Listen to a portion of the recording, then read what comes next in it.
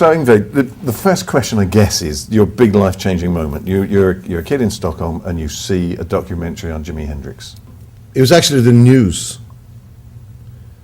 And they didn't show him playing the guitar, it just showed him burn it. And to go back a little bit, what happened was I was the youngest in my family. I had an older brother and an older sister. And they were all very good musicians. And my mother sang in a choir and a jazz band and stuff like that. My uncle was an opera singer, you know. A lot of people were involved with that in my family. And obviously they wanted me to do something as well. So they gave me guitars and they gave me everything. On my 5th birthday, I got a guitar. On my 6th birthday, I got a trumpet. So I took lessons for trumpet and piano and stuff like that. But I never took guitar lessons. So anyway, so I had a guitar. 2 years later, September 18th, 1970, they showed on the news, today Jimi Hendrix died. And they showed him burn his guitar from Monterey Park. That's it. No music. So the revelation, the impact it had on me was that, wow, that's cool. I want to burn the guitar, you know. So that's why I started playing that same moment. I took the guitar off the wall and I started playing until the string broke. And I kept on going until the string broke again. And there were no more strings. And then I got a new set of strings. And my brother taught me how to tune it. And on it went. And yeah, that's what made me want to play the guitar in order to, you know, I figure you got to learn to play a little bit before you burn it. You know. What I decided to do when I started burning my guitars was instead of using the lighter fluid, I would use a mixture of potassium nitrate and sugar. And it goes off like a volcano.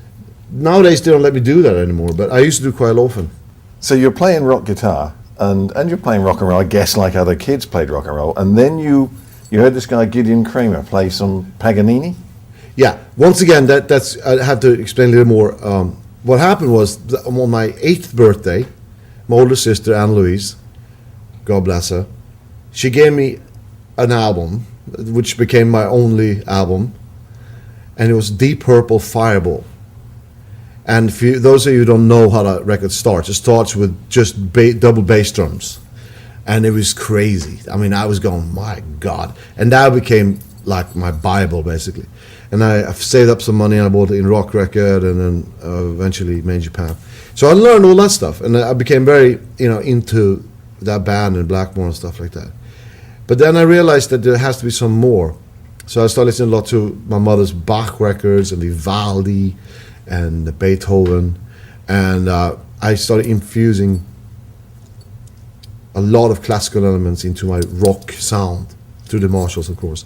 And then that became a very big impact, you know, as far as chord progressions and stuff like that. And also my older sister listened to the Gabriel Genesis records, which Tony Banks did a lot of these inverted chord progressions and stuff like that I picked up on. And that was great. I thought that was really good to like involves a little more interesting melodies to the hard sound. Because all hard rock, I felt, or I'm pretty sure, was very pentatonic blues based. Which is great, but I wanted to go more in the more harmonic minors and diminished and Phrygians and stuff like this. Then just about that time, I watched TV again. There was only two TV channels in Sweden, so you know when you got to watch it, you know you kind of watched it, you know, attentively. And it was a performance by a Russian violinist that was playing a cappella violin that I couldn't believe my ears. I couldn't just believe it. I was going, what is this? And I found out it was Paganini's 24 Capriccios, which is the most advanced classical violin piece. It was written by Niccolo Paganini in the 19th century. And so I picked that up and I started listening to that a lot, and that's how I developed a lot of my arpeggios and linear scales. And so my biggest influence on my guitar playing is actually violin. Yeah, but I kept that hard edge that I felt from that day when I got the Purple Fireball and in rock records, you know, and that till this day I can put that on. I think is still great, you know. I mean, really hard stuff. You must have been kind of in a league of your own. You're in Stockholm, you're 15 or 16 or 17 years old, but you need to get a drummer, you need a bass player. How could you find someone that's on that same level? It's a funny thing, because just last summer I was doing a show in Stockholm, and my grade school teacher turned up from a 3rd grade. And she had kept all my drawings. I was drawing a lot. And one of the drawings was a poster I've drawn from a show when I was 11 years old. A little show that I put on in my school. It was, track on earth, rock and roll, whatever. Something I drew and put. So that was 30 years ago. And so I put together little groups around me from the very beginning. I figured, I can't just by myself, So I started like really early with bands, bands, 10, 11 years old and stuff like that. And then I moved into, we had a house in the suburbs, but in city, Stockholm. My uncle had built a studio in the 50s. And so I inherited that. And put together more proper stuff. And hence I formed groups around myself mainly, with a bass player and a drummer, and I would be the singer, lead guitar player. And we recorded a lot, and we made a lot of demos and stuff. That became Rising Force. And I had a lot of different lineups, but until I left for America, that's what I was doing. My style was very different. The only other bands that were around towards the end of that era was a band that later became Europe. And they were more, in the normal vein, whereas I was going a little more crazy, neoclassical, very, very heavy stuff. But at the same time, also very, I liked the early, ELP and Genesis and, progressive rock too. So I infused a lot of that, a little more advanced, more adventurous. So was it that you were so different that it would have been difficult to get a record deal, or did that come quite easy? Well, in Sweden, it wouldn't really matter at the time, in the late 70s.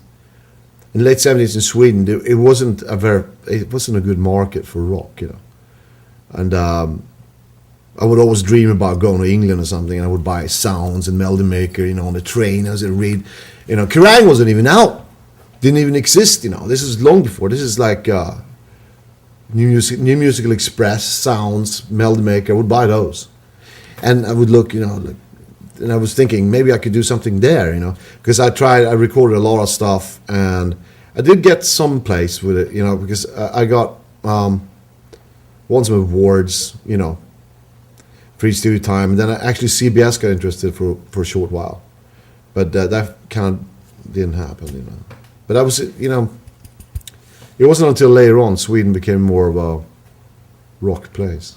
So where were you resident when you made Rising Force? Oh, it's Stockholm. Yeah. Oh, yeah. I grew up there. I was born and raised in Stockholm.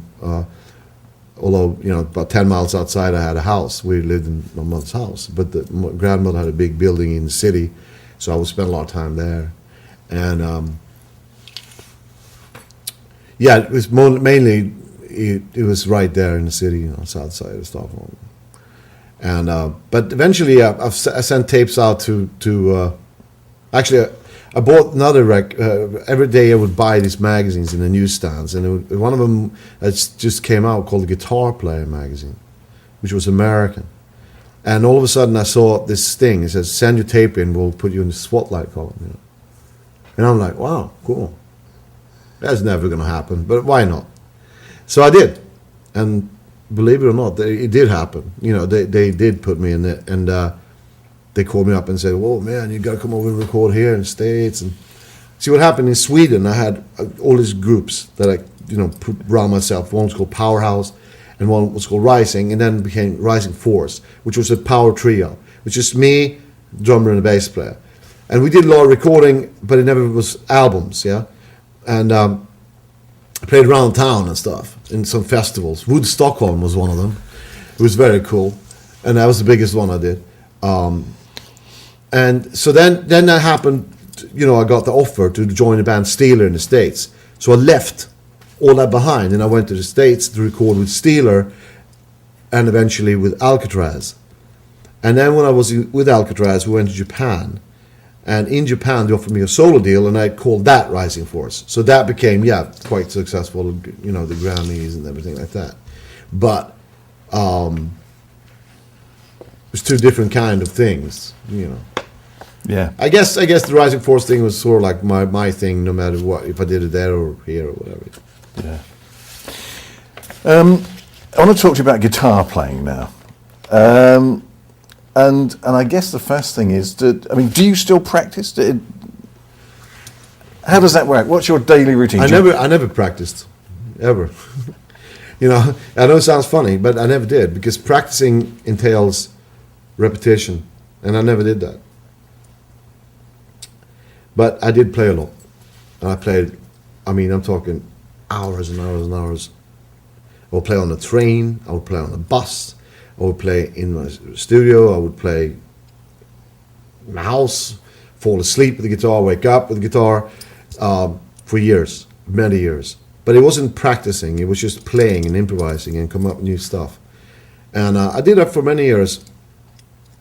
And it really doesn't go a day without me playing. I do play all the time, you know.